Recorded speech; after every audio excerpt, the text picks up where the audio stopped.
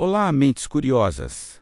Sejam bem-vindos ao nosso canal. Hoje, vamos embarcar numa viagem fascinante por um mundo invisível que nos rodeia por todo lado. Já alguma vez levaram um pequeno choque ao tocar numa maçaneta? Ou viram o vosso cabelo arrepiar ao tirar uma camisola num dia seco? Isto não é magia, é ciência. E o nome dessa ciência é eletrostática. Então, o que é exatamente a eletrostática? Se dividirmos a palavra, temos eletro, que vem do grego electron e significa âmbar, que foi um dos primeiros materiais onde se observaram fenômenos elétricos, e estática, que significa em repouso. Portanto, eletrostática é o estudo das cargas elétricas em repouso. Estamos a falar de forças, campos e potenciais que surgem de cargas que não estão em movimento. Para entendermos isto, temos de ir ao nível mais fundamental da matéria, o átomo. Lembram-se das aulas de ciências? Os átomos são feitos de protões, neutrões e eletrões. Os protões têm carga positiva, os eletrões têm carga negativa e os neutrões, como o nome indica, são neutros. Num átomo normal, o número de protões e eletrões é igual, por isso o átomo é eletricamente neutro. Mas os eletrões, especialmente os que estão mais longe do núcleo, podem ser um pouco rebeldes. Eles podem saltar de um átomo para outro. E é aqui que a magia acontece. Quando um objeto perde eletrões, fica com mais protões do que eletrões, e dizemos que está carregado positivamente. Por outro lado, se um objeto ganha eletrões, fica com excesso de carga negativa e dizemos que está carregado negativamente. É este desequilíbrio de cargas que a eletrostática estuda. A regra de ouro da eletrostática é super simples de lembrar. Cargas opostas atrem-se e cargas iguais repelem-se. Pensem nisso como um ímã. Um polo norte atrai um polo sul, mas dois polos norte repelem-se. Com as cargas elétricas é a mesma coisa. Uma carga positiva e uma negativa vão sentir uma força de atração a tentar juntá-las. Mas duas cargas positivas ou duas negativas vão sentir uma força de repulsão a empurrá-las para longe uma da outra. Esta força foi descrita por um cientista francês chamado Charles-Augustin de Coulomb. No século XVIII, a lei de Coulomb diz-nos exatamente quão forte é essa atração ou repulsão. A força depende de duas coisas: da quantidade de carga em cada objeto e da distância entre eles. Quanto maior a carga, maior a força.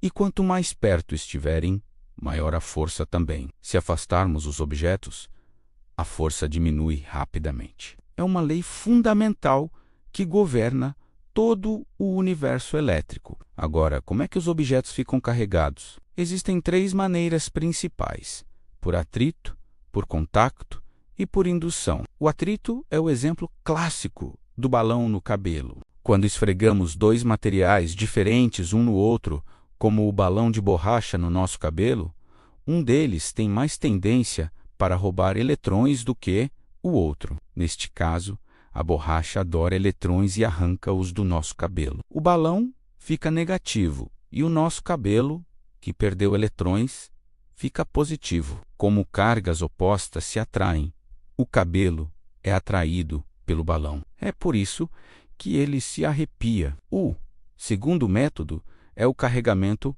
por contacto. É muito simples. Se tivermos um objeto carregado, digamos, uma esfera metálica com excesso de eletrões carga negativa e tocarmos com ela noutra esfera metálica neutra, o que acontece? Os eletrões, que se repelem uns aos outros, vão querer espalhar-se o máximo possível. Assim que há um caminho, alguns eletrões passam da primeira esfera para a segunda. No final, quando as separamos, ambas as esferas ficam com carga negativa.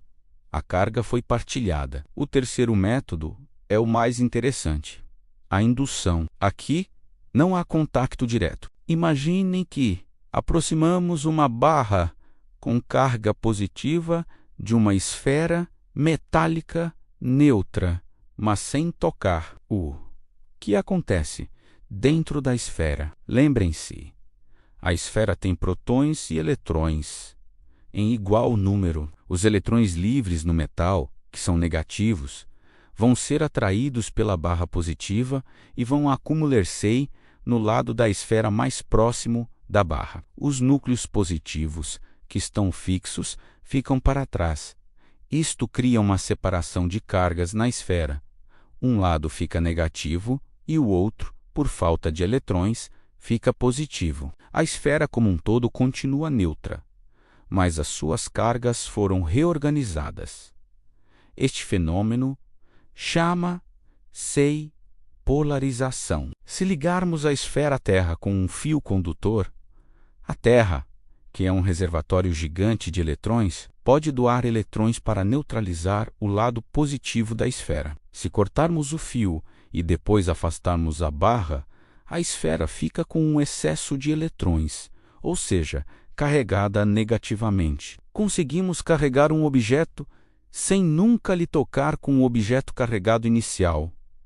É incrível, não é? Este conceito de indução explica por que é que um balão carregado consegue colar-se a uma parede neutra. O balão induz uma separação de cargas na superfície da parede, atraindo as cargas opostas, e essa atração é suficiente para o segurar. Mas a eletrostática não são só choques e balões. Ela está na base de tecnologias que usamos todos os dias. As impressoras a laser e as fotocopiadoras, por exemplo, usam princípios eletrostáticos. Um tambor rotativo é carregado eletricamente e um laser desenha a imagem descarregando certas áreas. O pó de tinta, o toner que está carregado com a carga oposta, é atraído para as áreas carregadas do tambor. Depois, o papel passa pelo tambor.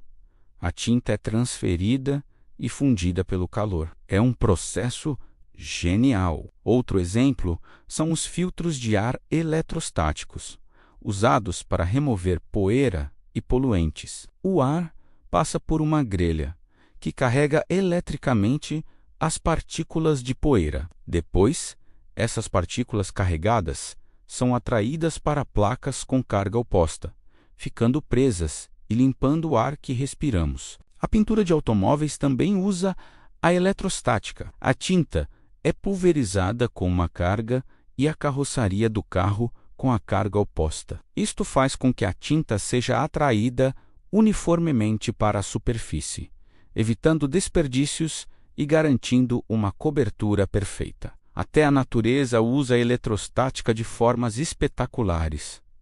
O exemplo mais poderoso: os relâmpagos. Dentro de uma nuvem de tempestade, o movimento de partículas de gelo e água cria uma separação de cargas gigantesca, geralmente com o topo da nuvem positivo e a base negativa. Esta base negativa induz uma carga positiva no solo, por baixo da nuvem. Quando a diferença de potencial elétrico entre a nuvem e o solo se torna grande o suficiente para romper a resistência do ar, uma descarga elétrica maciça, ocorre o relâmpago. É a eletrostática em escala monumental. Para visualizar melhor estas forças, os cientistas criaram o conceito de campo elétrico. Podem pensar no campo elétrico como uma espécie de aura invisível que uma carga cria à sua volta. Qualquer outra carga que entre neste campo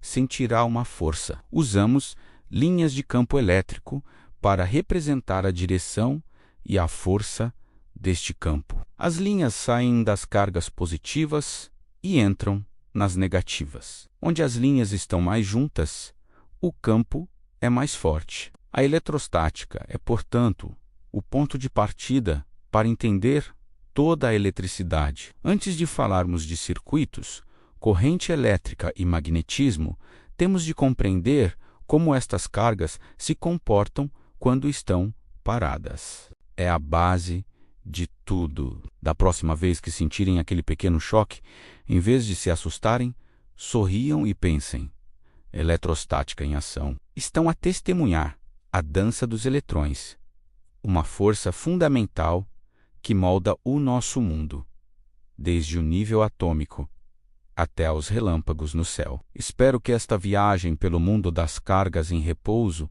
tenha sido esclarecedora e divertida. A física está em todo o lado, e entendê-la é entender o universo em que vivemos. Muito obrigado por assistirem até ao fim. Se gostaram deste vídeo e querem aprender mais sobre as maravilhas da ciência, não se esqueçam de deixar um gosto, partilhar com os amigos e, claro, subscrever o canal e ativar o sininho para não perderem os próximos vídeos. Deixem nos comentários que outros temas gostariam de ver por aqui. Até a próxima, Mentes Curiosas!